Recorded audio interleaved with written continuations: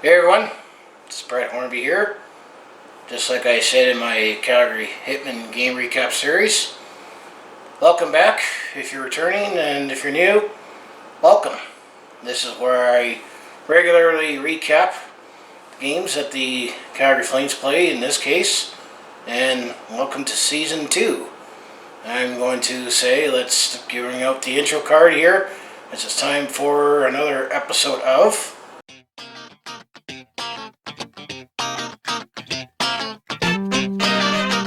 Hey there, it's Brett Hornby here. I'm going to call this a double feature of my Calgary Flames in 4 here. I mean, usually these are 6-game segments, and occasionally throw in a 4-game segment more towards the end of the season here, but I didn't have an intro for 8 or maybe even 10 games here, so let's just call this my Calgary Flames in 4 special double feature edition, as it's time to recap the 2019 Pre-Season for the Calgary Flames here, as they had 8 games on the schedule here. Actually, technically, I can say I'm going to talk about 10 games here, because I'm going to throw in the prospects game as well. TSN listed their top 50 NHL players, and some Flames make an appearance on there as well. There was a bunch of professional tryouts here, and as I'll continue here, Season 2, this will be Episode 1, obviously, for the preseason here, as we'll look ahead to the first 6 games of the 2019-20 NHL regular season here. As that's what I do, is I recap the games that in this segment here. This case would be the preseason, and then I look ahead to what will be Episode 2, will be the first 6 games of the regular season. And most of the season, I'll call it my Calgary Flames in 6 here. And what inspired the name is, just like with my Hitman game recap series, I'm looking at as, you're making a playoff prediction, and you say your team in how many games. So Calgary Flames in 4, Calgary Flames in 6. And last season, it was much better than expected regular season, as the Calgary Flames, as I said, had the best regular season in a generation. I think they overachieved a little. I mean, no one picked them to finish first in the Pacific and the Western Conference, and that's exactly what they did, with 107 points, over 50 wins, and they were tied for second overall. However, that first round heartbreak failure feeling came back, as the Calgary Flames bowed out to the Colorado Avalanche in 5 games in the first round there, and it was definitely a disappointing finish to a great regular season. But that was last season. This is this season. I wound up making 17 episodes. It's all on the playlist there, and you can look back and relive the ups and downs of the Calgary Flames from 2018-19 there, starting for preseason all the way till when I recapped, unfortunately, the first round exit there. Actually, coincidentally, I also made 17 episodes with the Calgary Hitmen there, but keep in mind, the NHL season's 82 games long, WHL season is only 68 games long, and the Calgary Hitmen got to the second round, while the Flames fortunately went to the first round there. However, there was a lot more news in terms of player transactions they made throughout the off season here. Made some few minor transactions, so you can take a look at those videos here. Well, let's get to the games here, and as I'll say, I'm actually going to start off with the prospects game, as Calgary actually had 2 games with the Edmonton Oilers prospects. These are all the young guys, draft picks, hopefuls before they join main camp. So there were a lot of guys that we recently drafted or signed as free agents from junior, or some cases, some guys that we signed from the KHL over in Europe. Some young guys there. And thing is, this somewhat replaces, because I remember for many years there, the Vancouver Canucks hosted their Young Stars tournament in Penticton, and they invited, the Flames and Oilers, they had Jets, and basically had all the California teams over to the Penticton there, and they all had their prospects and played a little tournament there. But the last couple of years, it's just been a couple games with the Flames and Horse prospects here. So the first game for the prospects was on Saturday, September the 7th there. The Flames and Horse prospects played actually in Red Deer at the Western Park Centrium. This is where the Red Deer Rebels play there, and it was definitely a very balanced, very low-scoring game here. As actually the Calgary Flames won this game 1-0 in overtime here. One of our top prospects, Matthew Phillips, scored the overtime winner here, and the one goalie that we signed from the KHL, Artem Zagadulin, was in net, and he had the 31 save shutout there. Well, like I say, it was definitely a very even game on both sides. It's pretty much who blinked first, and Matthew Phillips scored the overtime winner there. So that was the first game, the prospects game. And then the second prospects game, it's happened on Tuesday, September the 10th. This was at the Scotiabank Saddledome, a 7 p.m. puck drop here, and the Flames are definitely a lot more dominant here, as we definitely had some goals from Glenn Godwin. It's one guy we signed from the Swift Current Broncos here, and Adam Rziska. He was one of the guys that actually we drafted in the 4th round in 2018. Scored first there, and then Matthew Phillips had the empty netter there. And the Flames also outshot the Oilers 42-19 in the second prospects game there. And then Dustin Wolf, a guy who plays for Everett of the Western Hockey League, the goalie that we drafted in the 7th round in this past draft, was in net for that game. And Olivier Rodrigue was in net for the Edmonton Oilers there. He definitely faced a lot of rubber there. So that's my quick recap of the prospects game. The Flames swept the Oilers prospects 2-0 there. It's always great to beat Edmonton, even in prospects game. Okay, now let's get into the main meat and potatoes preseason here, as the Flames had 8 games in the preseason here. Last year was unique that they actually had 10 preseason games, but they played 2 games out in China there against the Boston Bruins, but the Flames didn't go on any exotic trips this year. So game 1, actually there were 2 games played on Monday, September the 16th here. So the first game I'm going to talk about is the game that happened here at the Scotiabank Saddledome. That was a 7 p.m. puck drop there. Usually, as the case, and this will be the theme for preseason here, is that usually the home team dresses a more veteran lineup that you're likely going to see closer to the regular season here. So the Flames in this game dressed a more veteran lineup. And I'll note that Milan Lucic made his Calgary Flame debut, and Jakob Pelche, the guy that we drafted in the 1st round in this past draft in Vancouver, also dressed in this game here. And basically, regular guys scored first. For the Calgary Flames, Johnny Gaudreau scored the first goal in the first period there. And then Michael Frolik scored the second goal for the Flames in the second there. So it was 2-0 Calgary after the second period there. However, Vancouver got on the board in the third here as Mitch Elliott scored the first goal. And then former Calgary hitman Jake Virtanen here, he tied it up late and then scored the overtime winner here. So the game here in Calgary, the Calgary Flames lost 3-2 to the Vancouver Canucks here.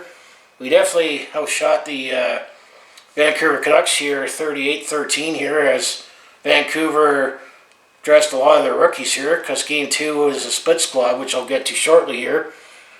How I sum up this one is that David Riddick did start in net for the Calgary Flames here. However, midway through the second period, one guy that we signed in the offseason, Cam Talbot, took over, and he was in net for the 3 Canuck goals.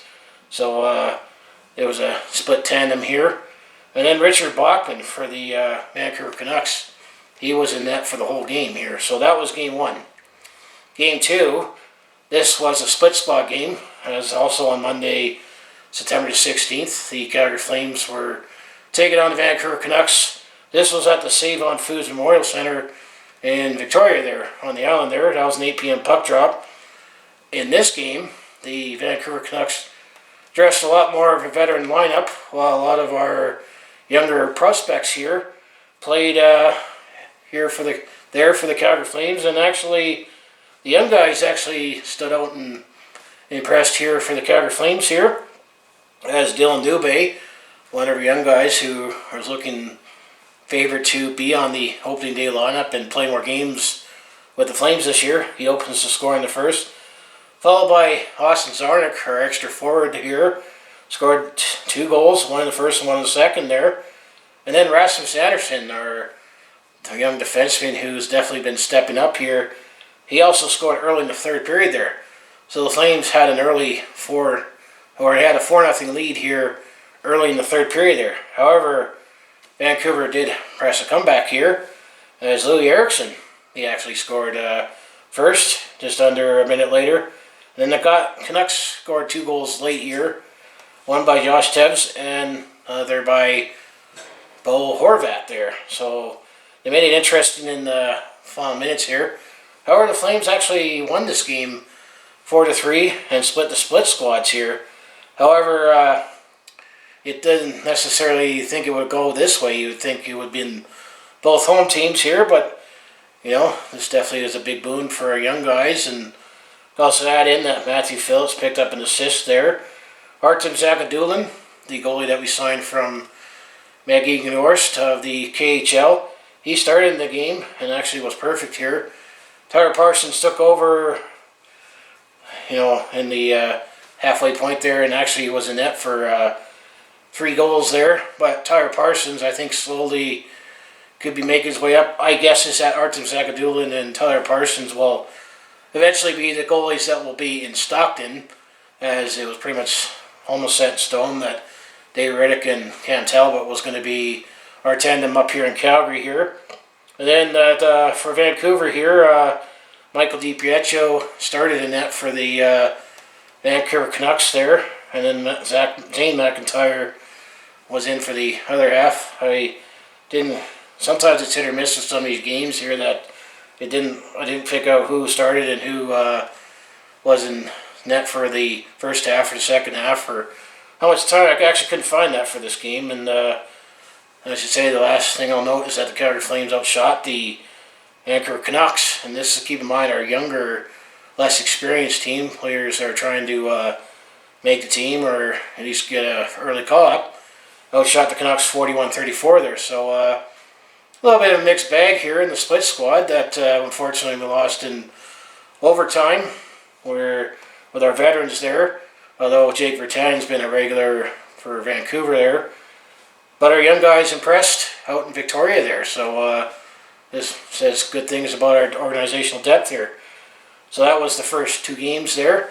So game 3 on Wednesday, September the 18th here, the Calgary Flames were taking on the San Jose Sharks. This was here in Calgary at Scotiabank Saddledome, 7 p.m. puck drop here, and I'll summarize up this one. That was definitely a wild offensive showdown here.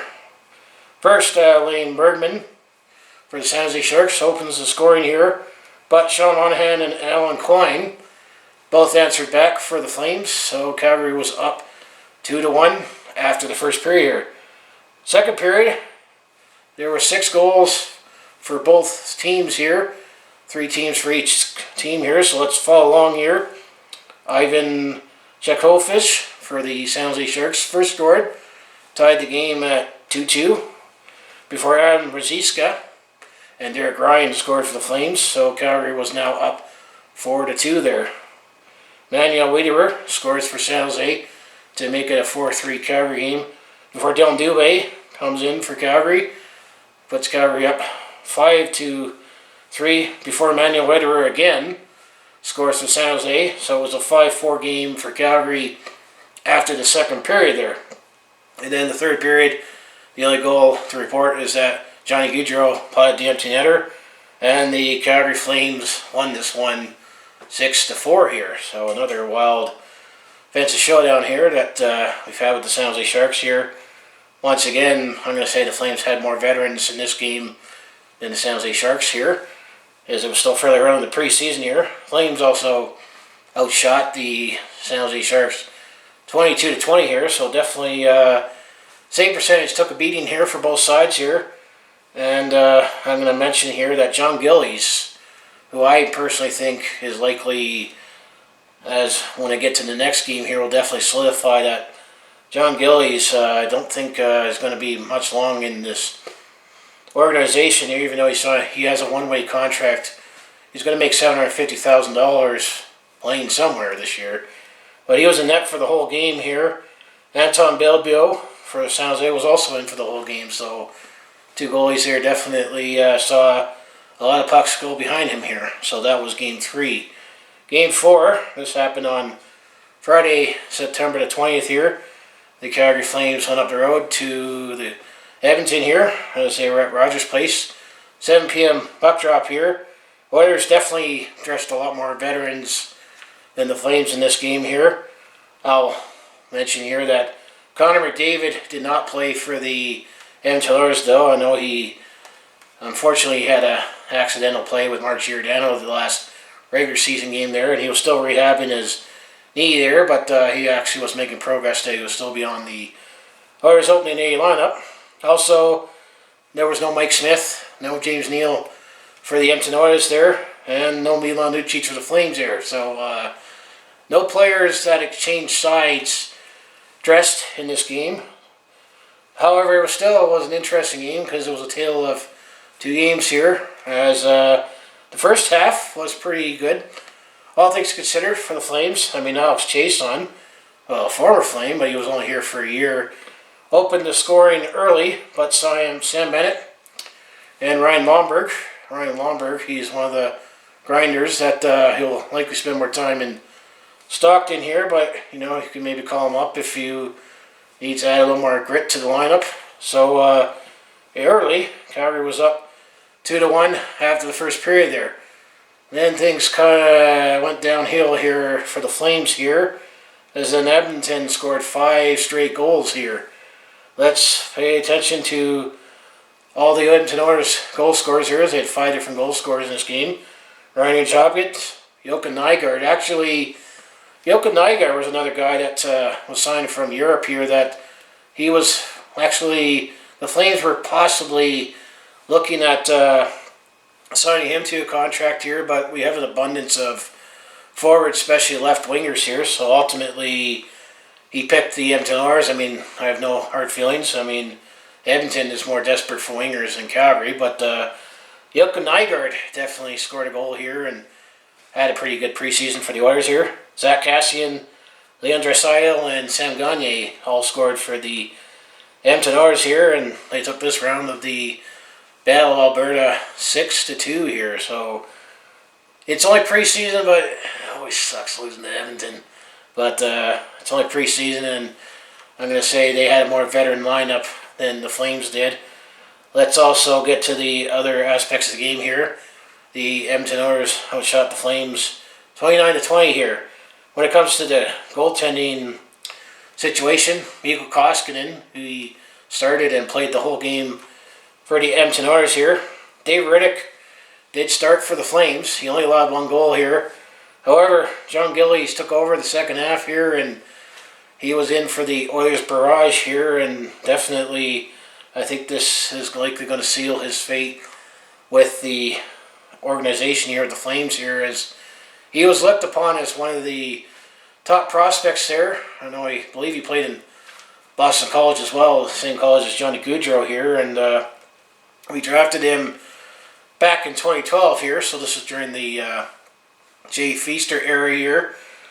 He had some ups and downs here. I know he had some injury here, but it looks like with guys like Tyler Parsons and Artem Zagadulin that we picked over from the KHL here, I think John Gillies at best, I should say, he's going to be playing in Kansas City, which is the ECHL team for the Flames here, or maybe get tossed in a trade here. He was away for the purposes of being sent down here, and I'm going to say no one picked him up yet, but I'm going to say that definitely made one decision easier there with that game here. So this is the halfway point of preseason here. So game 5 here, this happened on Sunday, September the 22nd, the Calgary Flames were still on the road here. They were taking on the Winnipeg Jets at the Bell MTS Center. 6 p.m. puck drop here. This Edmonton or Calgary was still waiting on, just like how Calgary at this time was still waiting on Andrew Mangiapane and Matthew Tkachuk to sign. Winnipeg was also waiting for Kyle Connor and Patrick Laine to sign here, even though the Jets still iced a more veteran lineup than the Flames here. And actually, for the record, that day, that was when Andrew Mangiapane signed for the Flames here, but didn't have time to obviously make his way to the game here. But the Jets definitely had a more veteran lineup in this game than the Calgary Flames, as after this game, that's where a lot more decisions got made and players getting sent to junior or sent down to Stockton here for their training camp. I'm going to say here that Jack Roslovic opened the scoring for the Jets here to make it 1-0 Winnipeg there, and it stayed 1-0 for Winnipeg until we got to the third period here, as then there were 4 goals scored in this game here.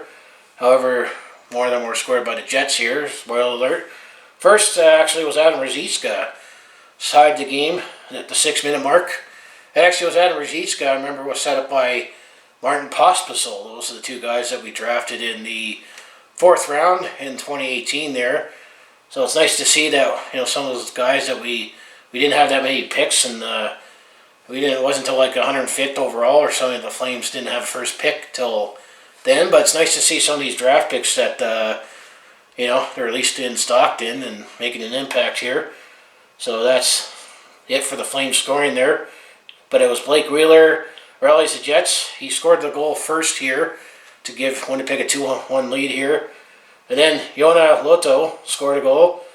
And Blake Wheeler also assisted on the Nikolai Ehlers goal.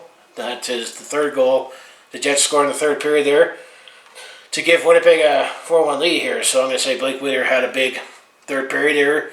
He scored the go-ahead goal, and then he set up the insurance put-it-away goal there. So Winnipeg won this one 4-1 here.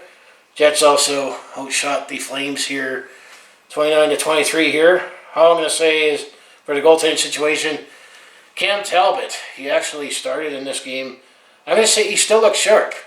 Although, a couple of goals that he got beat on were, it'd been tough for any goalie to stop there, as we definitely didn't have our full defense in. I think TJ Brody in this game was the most experienced defenseman we had here, and a bunch of young guys that we were still looking at and making decisions on. So Cam Talbot still played a pretty good game despite the loss here. Laurent Brossoit, he also played the net for the whole team for Winnipeg there. And then the last thing I want to note here is that Jakob Pelche got in his 2nd preseason action here, and he made an appearance this game, but then after this game he got sent down to the QMHJHL in Moncton. That's where he played his junior hockey here, but he did sign his entry-level deal with the Calgary Flames there, so good luck to you, Jacob, in the Q there. So keep developing, and maybe we'll see you next year here. So that was Game 5 here.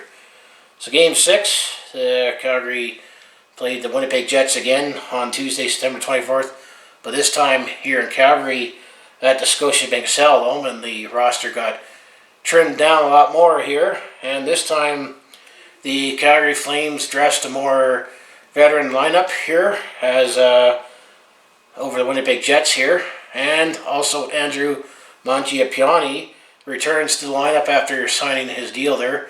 I made my video there both on Andrew Mangiapane and, spoiler, eventually Matthew Tkachuk also signed his deal there. So this was definitely up to the point. Calgary Flames' best complete effort here with our more veteran lineup here. There was no scoring in the first period there, so it was 0-0. And then in the 2nd period, actually, the only 2 goals were scored were both by the Flames. And it happened 33 seconds apart here as Sean Monahan and Sam Bennett, who scored for Calgary to make it 2-0. And then there was no scoring in the 3rd period there. And I'm going to say, speaking of guys maybe stepping up, Sam Bennett, he had a nice camp, and he might look upon to be, moved around in the forward ranks there, and might be having a big step up here. I mean, he's looked upon as the checking forward when we drafted him, and we were looking at maybe provide a little more offense here, but he's refined his game pretty well to be a nice bottom six forward, checking forward here, but we're hoping maybe he can produce a little more offense here, and he had a strong camp, I say, overall in developing his game that way. So I said the Flames won this game 2-0 here, and the Flames outshot the Jets convincingly 33-20 there, but some of these preseason games, it's like, well, one team vests more of their regulars than the other. Dave Riddick got the shutout. He was in for the whole game for the Calgary Flames here, and Dave Riddick has definitely looked good in preseason here, and looking good to maybe take more of a full-time starting role here. He looked like the big save Dave from the first half last season. Then when it comes to the Winnipeg Jets, goaltending, it was Eric Cromery that started and played 2 periods, and then Mikhail Burden was in net for the third. So those are 2 goalies that you won't likely see as much with the Winnipeg Jets on a regular basis here. So Game 7, this was on Thursday, September the 26th here. The Calgary Flames went to San Jose at the SCP Center. 8:30 p.m. puck drop here. And this game, the Flames iced a half and half roster, they call it, where we had some veterans here, but not our top forwards here. And we had a lot of young guys here. And we faced San Jose's likely opening day lineup, because this was their last regular season or preseason game for the regular season here. And definitely it showed here as the San Jose Sharks really outplayed the Calgary Flames for the whole game here. However, Cam Talbot stood his ground here for the Flames here, as he actually was in net for the first 2 periods of this game here, and it was 0-0. I mean, there was no scoring in the first or second period here. All the scoring happened in the third period here. However, all the scoring was done by San Jose for the Sharks here, as the Sharks got 4 goals here. Actually, Brent Burns assisted on all 4 goals here, as first Evander Kane scored the first goal for the San Jose Sharks, and then Thomas Hertl. Those are definitely 2 guys that'll be counted on to fill the net for the San Jose Sharks here. And Dylan Gabriel, he scored 2 goals, so San Jose had a 4-0 lead here. Justin Kirkland, one of the depth guys that we signed, who actually has never played an NHL game yet and likely will still play more games in Stockton here. He actually put Calgary on the board not until the 16-minute mark of the third period here, but ultimately the San Jose Sharks, they won this game 4-1 here, and the Sharks outshot the Flames 36-25 here. As I said, going back to the goaltending situation here, Cam Talbot started for the Flames here, and he was perfect. I think he made 24 saves there in the first 2 periods there when he's in. However, it was Artem Zagadulin that was in net for the third period there. But, he's still getting used to the North American game, and it was definitely a good test for him facing NHL competition here. Because I say he had a great camp, considering he came from Europe. But, let's hope he develops well in Stockton here. And then, he said he was in for all 4 San Jose goals here. And then former Hitman Martin Jones, he was in net for the whole game for the San Jose Sharks there. And then at that time, the Calgary Flames also signed Matthew Tkachuk there. But he didn't play in this game. However, we get to the final game here, which was Game 8. This happened on Saturday, September the 28th. We were taking on the Edmonton Oilers at the Scotiabank Saddledome. 7 p.m. puck drop. It was the final game for both sides here. I'm going to say Matthew Tkachuk, he returned to the lineup after he signed his 3-year deal on that. So it's definitely nice that we were able to get all our guys signed here. When it comes to players switching sides here, James Neal did not dress, but Mike Smith did. Then that's for the former Oilers side of the story.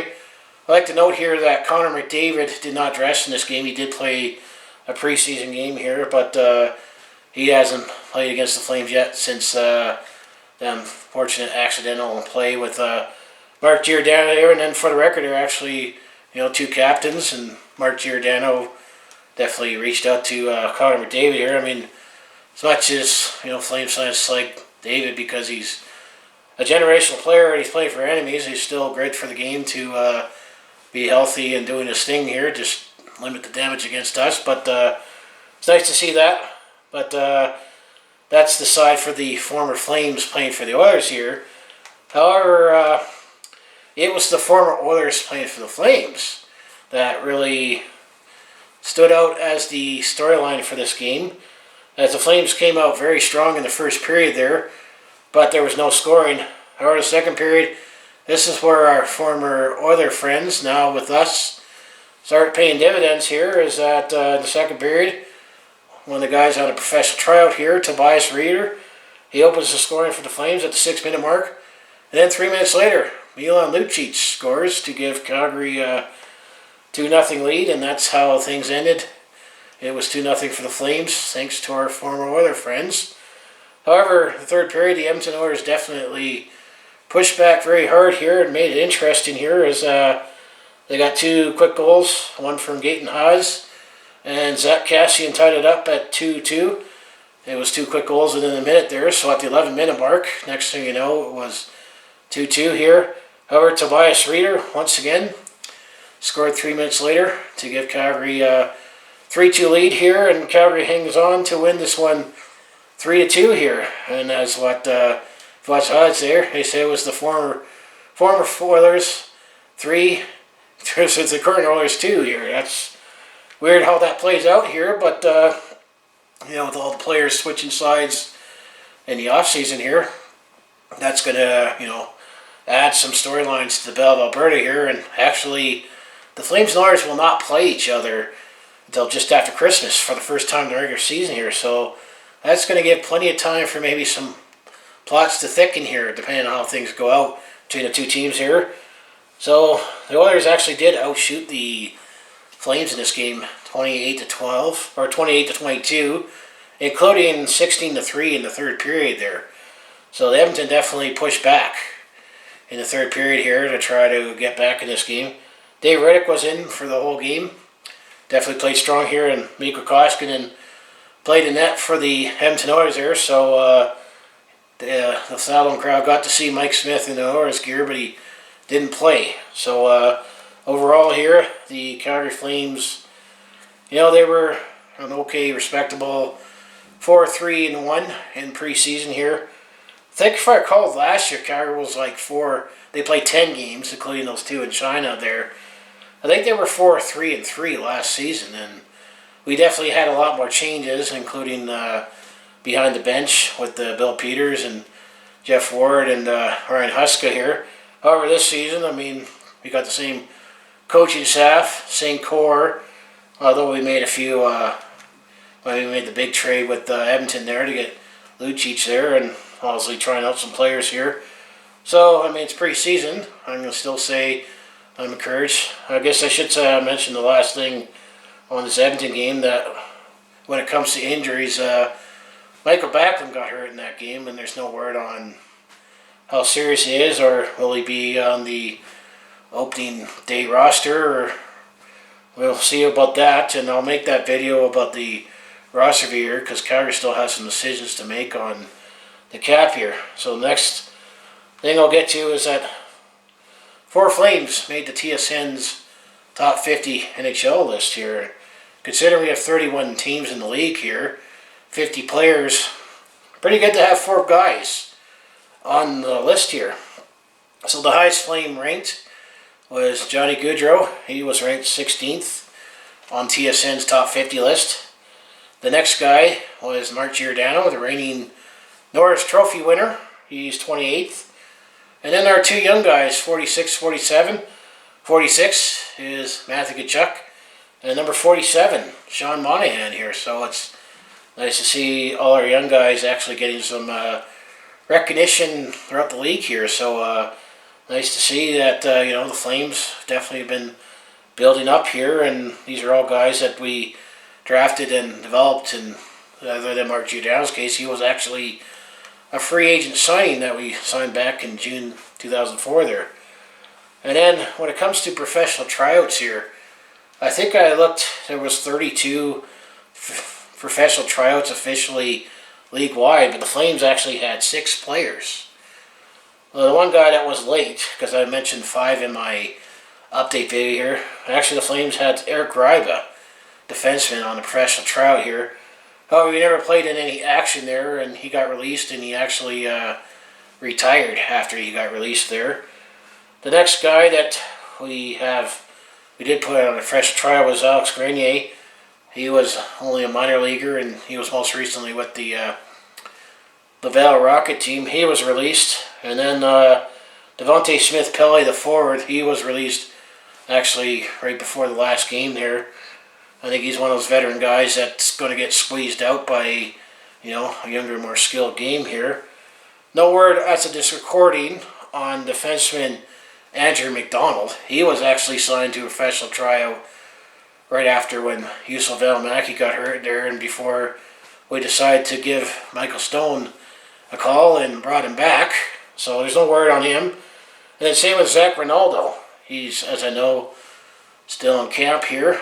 No word on if he's going to sign or get released here. However, Tobias Reeder, although it hasn't been official, but there's been word on the street that he did sign a one-year deal, $700,000 two-way contract here, and he had a very strong training camp here, and he scored 2 goals for the Flames in the last game there against his former mates there, but then Bill Peters also said he was a penalty-killing machine here, so like I say, Tobias Reeder definitely does deserve a contract extension. Andrew McDonald, I'm not sure, and Zach Rinaldo, I'm not too sure if these are guys you want to keep around to be an extra forward or defenseman that either going to sit around or at least, play with Stockton. But I think the 6 guys, obviously Tobias Reeder had the best training camp in my mind here. And, he was definitely snake bitten by the Edmonton Oilers last year. In 6-7 games, he had no goals but 11 assists here. But if you look at his career numbers, he was guaranteed at least 10 goals and maybe 25, 30 points there at his time when he played with the Arizona Coyotes and the Los Angeles Kings here. But then last year we also was banking on James Neal to score at least 20 goals because he did 10 times his career there and he didn't give us 20 points. So we'll see how that turns out here. But Tobias Reeder, he definitely would be a nice that player there, but I'm still not meaning to beat a dead horse here, but we're still in a cap crunch here, and are we going to carry a smaller, less than 23-man roster, or some decisions still going to have to be made here. Well, we'll stay tuned for the roster video. So the last part of the video here is let's look ahead to the regular season here and the first 6 games that will encompass episode 2 here. So game 1, this will be on Thursday, October 3rd. No better off to take on the team that kicked you out of the playoffs last year in the Colorado Avalanche. So the Flames will be going to Denver to kick off their 2019-20 season at the Pepsi Center there, 7 p.m.